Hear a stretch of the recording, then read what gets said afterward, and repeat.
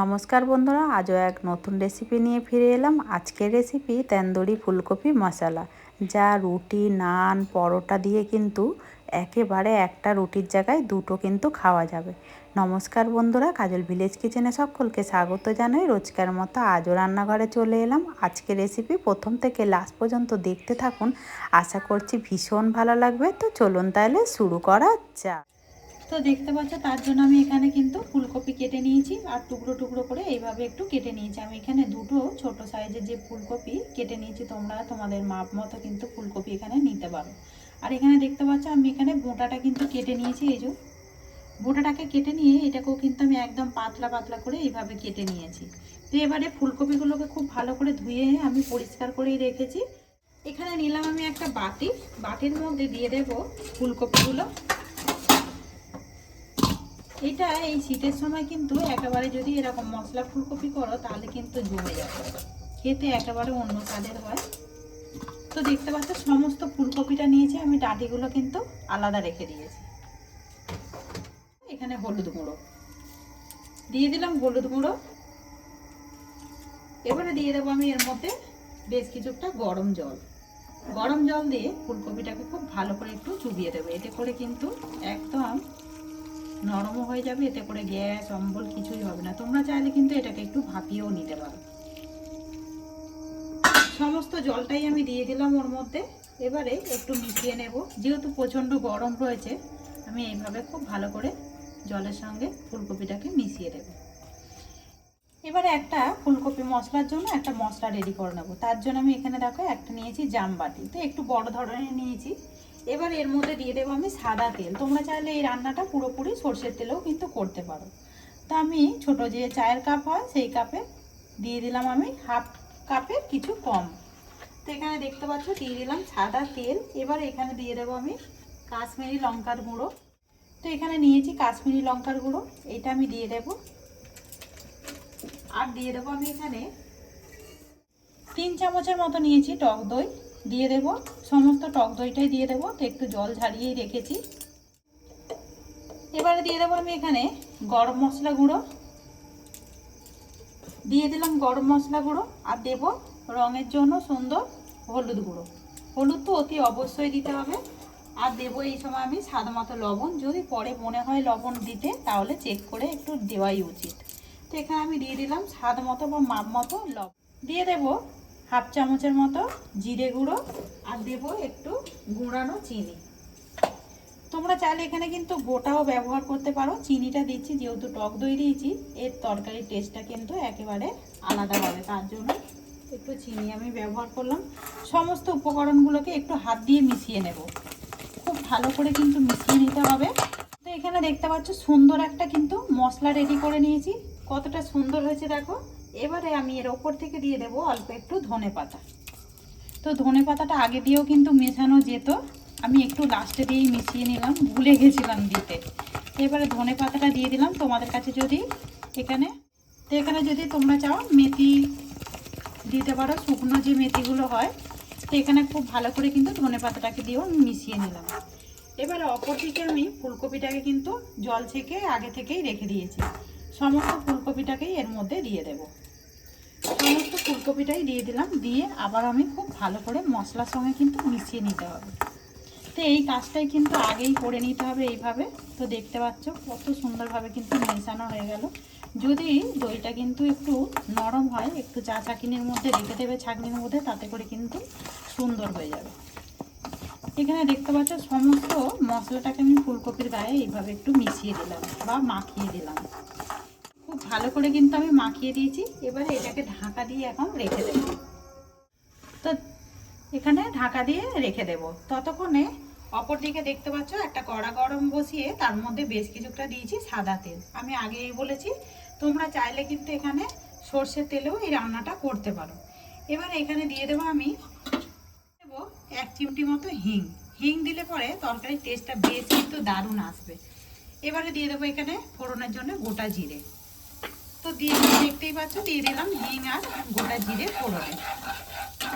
ফোড়নটাকে সুন্দর যখন একটা মিষ্টি গন্ধ আসবে তখন এর মধ্যে দিয়ে দেবো আমি কেটে রাখা পেঁয়াজ।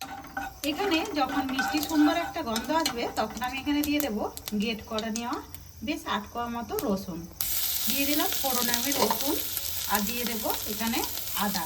তো এই একইভাবে আমি দুটোকেই কিন্তু গ্রেট করে নিয়েছি। এবারে দুটো মশলাকে একটু ভেজে নেবো যাতে করে কাঁচা গন্ধটা একেবারেই চলে যায়। এখানে আমি 4টে কাঁচা লঙ্কার ব্যবহার করছি, এটাকেও কিন্তু কুচিয়ে নিয়েছি। দিয়ে দিলাম কাঁচা লঙ্কা। ফোড়নটা বেশ ভালোভাবে ভাজা হয়ে গেছে। দিয়ে দেবো এখানে একটা বড় সাইজের পেঁয়াজকে ছোট্ট করে টুকরো করে নিয়েছি, কেটে নেওয়া পেঁয়াজটাও দিয়ে দিলাম। দিয়ে খুব ভালো করে মিশিয়ে নেব। এই ফাঁকেই আমি দিয়ে দেবো কপির ডাঁটিগুলো। সমস্ত কপির ডাঁটিটাকে আমি একটু গরম জলের মধ্যে ধুয়ে দিয়েছি খুব ভালো করে। এর মধ্যে গ্যাসটা কিন্তু একেবারে চলে যাবে। এবারে সমস্ত উপকরণগুলোকে খুব ভালো করে ভেজে নেব। এখানে দেখতে পাচ্ছ সমস্ত উপকরণগুলো কিন্তু খুব ভালো করে ভাজা হয়ে গেছে। পেঁয়াজটা দেখো একদম নরম হয়ে গেছে কিন্তু পুড়ে যায়নি। এইভাবে পেঁয়াজটাকে খুব ভালো করে ভেজে নিতে হবে। দিয়ে দেবো কেটে নেওয়া একটা টমেটো। এবারে দেবো এখানে অল্প একটু সামান্য একটু হলুদ গুঁড়ো দিয়ে দিলাম আর দেবো একটুখানি লবণ, স্বাদ মতো দিয়ে দিলাম লবণ। তো লবণটা আর ঝালটা কিন্তু তোমরা তোমাদের মাপ মতোই দেবে, আর এতে একটু ঝাল ঝাল হলে কিন্তু খেতে বেশি ভালো লাগবে। এবারে আমি আর কিন্তু এইগুলোকে ভাজবো না, এই সময় গ্যাসটাকে একটু আস্তে করে দেব, মানে হাই হিট আর মাঝামাঝি রাখবো আমি, খুব জোরেও না একেবারে আস্তেও না। এখানে মশলা মাখানো যে ফুলকপিটাকে আমি সমস্তটাকেই এর মধ্যে দিয়ে দেবো। আজকের এই মশলা ফুলকপি রেসিপি আপনাদের কিরকম লাগবে অতি অবশ্যই কমেন্ট করে জানাবেন। আর এইটা কিন্তু একেবারে তোমরা নান, বাটার নান, রুটি, পরোটা, লুচির সঙ্গে বেশ কিন্তু একেবারেই জমে উঠবে। আগে একটু মিশিয়ে নেব, তারপরে মশলাটাকে সমস্তটাকে মুছে এর মধ্যে দিয়ে দেবো। আর টমেটোটা কিন্তু একেবারে এর সঙ্গে ভাজতে ভাজতে এর মধ্যে কোনো রকম আর জল দেওয়া যাবে না, এইভাবেই কিন্তু রান্নাটা করতে হবে। এখানে দেখতে পাচ্ছ সমস্ত উপকরণগুলোকে খুব ভালো করে কিন্তু ফুলকপির সঙ্গে মশলার সঙ্গে মিশিয়ে নিয়েছি। এবার এইটাকে আমি ঢাকা দিয়ে খুব ভালো করে রান্না করব। 2 মিনিটের মতো আমি ঢাকা দিয়ে দিয়েছিলাম। আর দেখো কত কিন্তু জল ছাড়তে শুরু করে, একটু নাড়িয়ে চাড়িয়ে দেব। আর এই ফুলকপি রান্নাটা করতে কিন্তু 5 মিনিট মতো সময় লাগে। 5 থেকে 6 মিনিটের মধ্যে কিন্তু রান্নাটা একদম সুন্দরভাবে হয়ে যায়। আমি আবারও খুব ভালো করে একটু মিশিয়ে দিলাম, আর দেখতেই পাচ্ছ কত জল ছাড়তে শুরু করেছে। আবার আমি এটাকে ঢাকা দিয়ে এইভাবে একটু অনবরত নাড়তে থাকবো একবার করে ঢাকাটা খুলে। এখানে এইভাবে আমি ঢাকা চাপা দিয়ে দেখো 5 মিনিট মতো রান্না করে নিয়েছি। আর আগেই বলেছি এই রান্নাটা করতে খুব বেশিক্ষণ কিন্তু সময় লাগে। এটা একদিকে বসিয়ে দিয়ে তোমরা কিন্তু অন্যদিকে রুটি, পরোটা অথবা বাটার নান যা খুশি তোমাদের মনে হয় তোমরা কিন্তু রেডি করে নিতে পারো। এখানে একদম কিন্তু সবজিগুলো নরম হয়ে গেছে, মানে ফুলকপি একদম সিদ্ধ হয়ে গেছে, আমি দেখাচ্ছি। তার আগে এটা একটা যে উপকরণ দেবো আমি একটু ধনেপাতা। তা আগেই বলেছি তোমাদের হাতের সামনে যদি কাসুরি মেথি থাকে তাহলে কিন্তু তোমরা একটু হাত দিয়ে ঘষে তারপরে দিয়ে দেবে, এতে করে টেস্টটা কিন্তু এই তরকারির আরও বেশি আসবে। আজকের এই মশলা ফুলকপি রেসিপি আপনাদের কীরকম লাগলো অতি অবশ্যই কমেন্ট করে জানাবেন। আর এখানে দেখতে পাচ্ছ টমেটোগুলো একেবারে কিন্তু দেখা যাচ্ছে না, নরম হয়ে গলে গেছে। এইভাবেই ওই জন্যই বলেছিলাম ভাজা ভাজা করতে হবে, কিন্তু এমনইভাবে রান্না করতে হবে গ্যাসটাকে আস্তে দিয়ে, যাতে করে একদম না জল দেওয়া হয়। আমি এখানে দেখাচ্ছি কত সুন্দরভাবে দেখো সিদ্ধ হয়ে গেছে। তো দেখতেই পাচ্ছ এখানে কিন্তু খুব সুন্দরভাবে ফুলকপিগুলো নরম হয়ে গেছে। এইভাবে সুন্দর করে কিন্তু নাড়াচাড়া করতে করতেই তোমরা বুঝতে পারবে একটা সময় ভালোভাবে ফুলকপিগুলো একদম সিদ্ধ হয়ে যাবে।